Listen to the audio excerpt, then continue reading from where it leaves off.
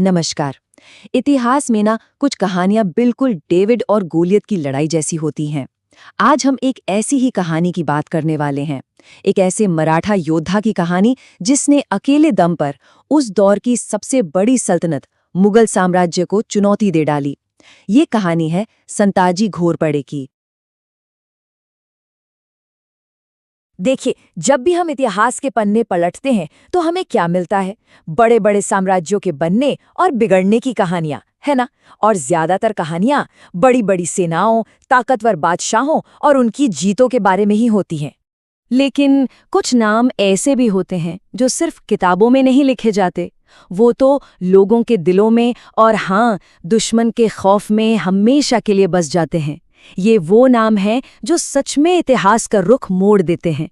और ऐसे ही एक शख्स थे जिन्होंने अपनी हिम्मत और अपनी जबरदस्त रणनीति के दम पर इतिहास में खुद को अमर कर लिया। तो चलिए, आज हम उसी योद्धा की कहानी को थोड़ा और करीब से समझते हैं।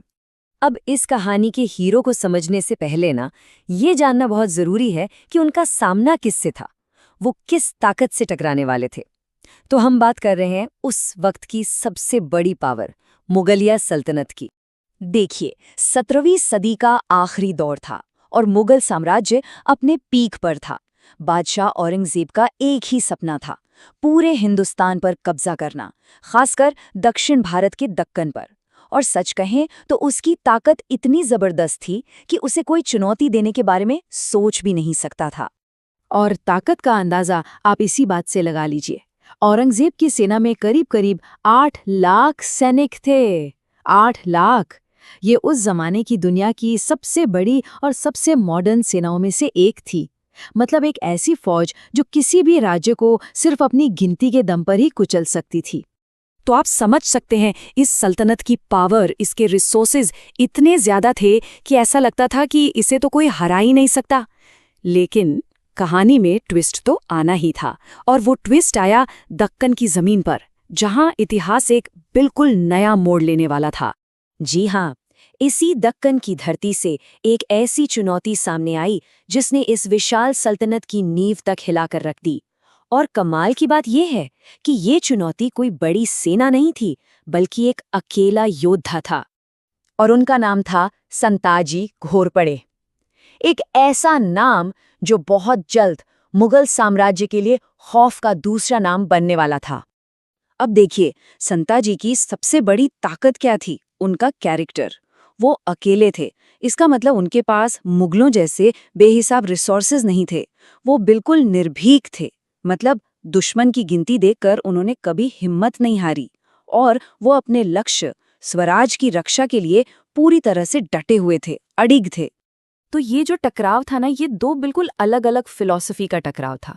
एक तरफ थी मुगल सेना, जिसकी ताकत थी उसकी भारी भरकम संख्या, और वो लड़ते थे पारंपरिक तरीके से, आमने सामने। और दूसरी तरफ थे संताजी, जिनकी असली ताकत थी उनकी जबरदस्त स्ट्रैटेजी और अनकन्वेंशनल वॉरफेयर, मतलब लड़ाई का बिल्कुल नया तरीका। उनका लक्ष्य मुगलों को हराना नहीं था, उनका लक्ष्य था मुगलों को तोड़ना, उन्हें बिखेर देना। और उनकी इसी रणनीति को हम कहते हैं गुरिल्ला युद्ध। मराठी में इसे गनीमी कावा भी कहते हैं। और ये वो कला थी जिसने सच में उस दौर में जंग के सारे नियम ही बदल कर रख दिए। पता है संताजी की सबसे बड़ी कामयाबी क्या थी? उन्होंने मुगलों को कभी उनकी शर्तों पर लड़ने का मौका ही नहीं दिया। लड़ाई का मैदान कहाँ होगा, वक्त क्या होगा, तरीका क्या होगा, ये सब कुछ वो खुद तय करते थे। उन्होंने तो जैसे युद्ध की पूरी किताब ही फिर से लिख दी थी। उनकी स्ट्रैटेजी सुनने में बहुत सिंपल लगती है, लेकिन थी बहुत असरदार। वो क्या करते थे? बड़ी मुगल सेना से सीधे सीधे भिड़ने की जगह अचानक हमले करते थे।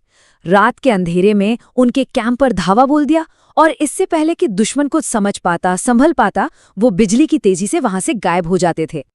और ये एक साइकिल बन गया था जो लगातार चलता रहता था। पहला स्टेप, मुगलों की सप्लाई लाइंस, उनके कैंप्स, उनको अपना टारगेट बनाओ। दूसरा स्टेप, बिजली की रफ्तार से हमला करो। और तीसरा, इससे पहले कि उनकी वो भारी भरकम सेना कोई जवाब दे, वहां से निकल जाओ। अब इसका नतीजा क्या हुआ? नतीजा ये हुआ कि मुगल सेना हमेशा थकी हुई, भूखी और कंफ्यूज्ड रहती थी। और देखिए, संताजी का ये अभियान कोई एक दो लड़ाइयों की बात नहीं थी।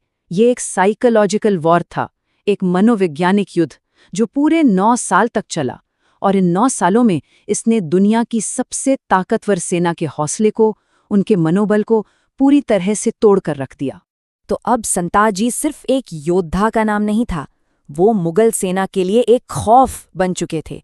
एक ऐसा डर जो औरंगजेब के सबसे बहादुर से बहादुर जनरलों के दिल में भी बैठ गया था। जरा सोचकर देखिए, 1 साल, 2 साल नहीं, पूरे 9 साल तक, पहले साल से लेकर 9वें साल तक हालात वही थे। एक तरफ लाखों की शाही सेना और दूसरी तरफ एक अकेला योद्धा जो उन्हें लगातार चैन से बैठने नहीं दे रहा था। ये सिर्फ एक जंग नहीं थी, ये तो इच्छा शक्ति और हिम्मत की एक ऐसी मिसाल थी जिस पर यकीन करना भी मुश्किल है। तो सवाल ये उठता है कि इस असाधारण टकराव की लेगेसी क्या है? मतलब इतिहास हमें इस पूरी कहानी से क्या सिखाता है? देखिए, इतिहास इस बात का गवाह है कि बड़ी बड़ी सल्तनतों का भविष्य सिर्फ उनकी सेनाएं या उनके बादशाह तय नहीं करते। कभी कभी एक अकेला इंसान भी इतिहास का पूरा रुख मोड़ सकता है।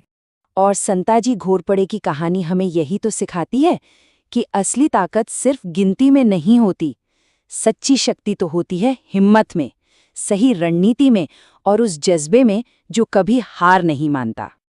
तो आखिर में ये कहानी हमें एक बड़े सवाल के साथ छोड़ जाती है कि इतिहास को लिखता कौन है? लाखों की सेनाएं और बड़े बड़े बादशाह, या फिर वो एक अकेला योद्धा जो उन सब पर भारी पड़ गया? इस पर सोचिएगा जरूर।